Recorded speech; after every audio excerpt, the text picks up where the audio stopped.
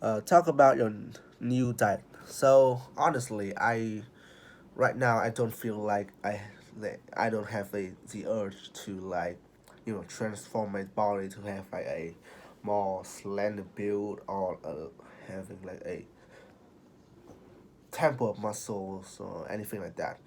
But I definitely want to have longevity.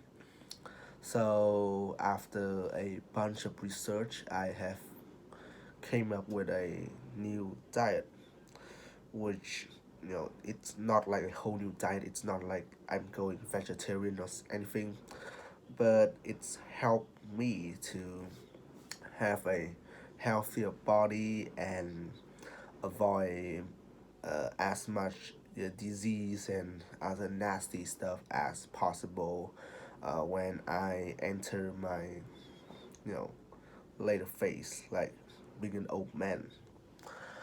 So first of all, what I have uh, learned about is that the most popular reason for people to have a stroke is that the fat in the like ground animals like cow, dog, pig, their fat doesn't like fully dissolve in human bodies.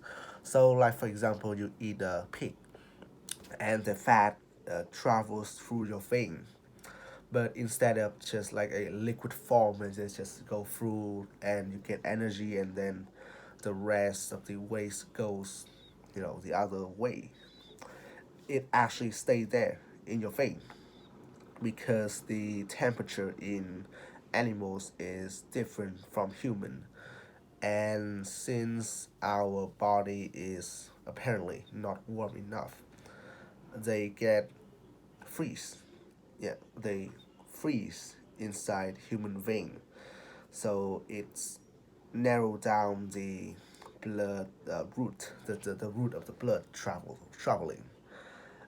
So uh, as time goes by, it builds up. It's like a wall.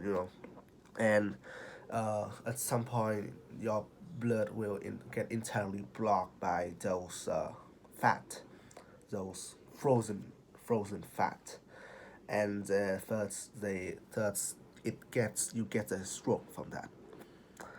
And also, fat is also a leading factor to like other kind of disease like gut. So I definitely want to uh, stay away from those uh, health problems. So how do you know, not get under the weather like that?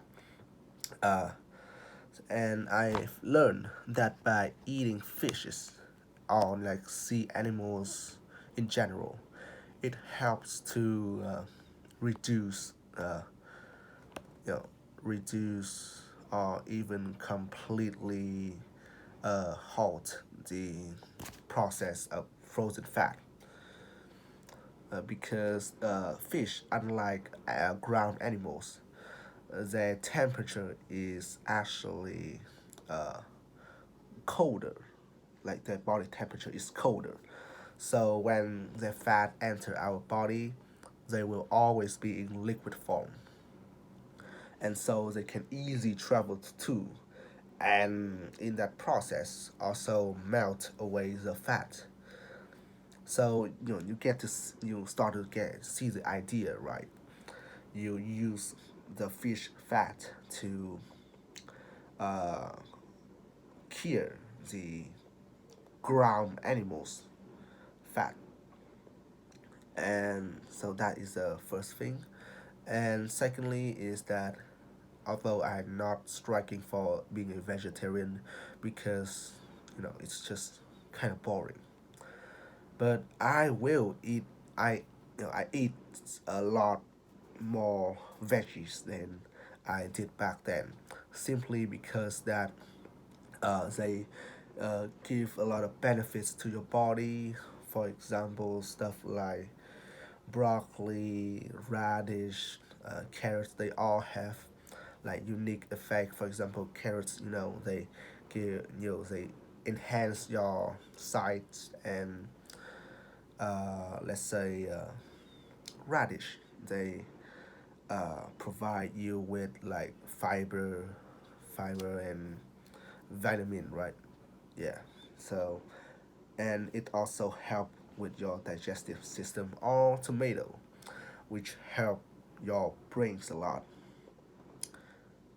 And so I think eating meat is simply not enough. You don't even get as much energy from meat as certain kind of nuts and vegetable. So why not strive for a balance, right?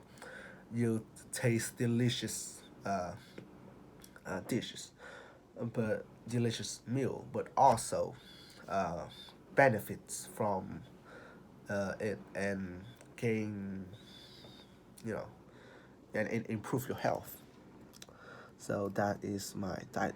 Talk about a book you like in your childhood. Well, I must say that I'm not a bookworm. I'm also not a book buff. I don't even read like a lot of books, like meaningful one. But if I need to pick one, I would say the uh, Diary of the Wimpy Kid is my favorite book. But back then, right? So just to summarize the plot, Diary of the Wimpy Kid is just that's a diary of a kid named Greg Heffley, and it's have all the hilarious, goofy, fun stuff that he write about his personal life, people around him, what's is happening in school, and in particularly I am really impressed in the first one, of course, which is uh, around the whole plot is kind of based around the uh, mythology at the school. Is that if you touch the molten rotted cheese on the field, I think, then you will stuck with your nickname being like probably like smelly cheese, something like that. So it's like cursed. Whoever touch the cheese will carry it until some other take the burden, takes the burden. And it's really give me a refreshing time because it's a how simple, kind of relatable, uh, funny, and you know, uh, entertaining it was. And others book in the series also follow the same spirit, but still the first one uh, have a I have a soft spot for the first one. The character is also pretty good, although some of them are a bit stereotypical, like his mom being like a weird, overcaring mother, or people on in other word, a Karen, or his friend, his best friend, being a rich kid, naive rich kid, dumb, naive, rich kid, stuff like that.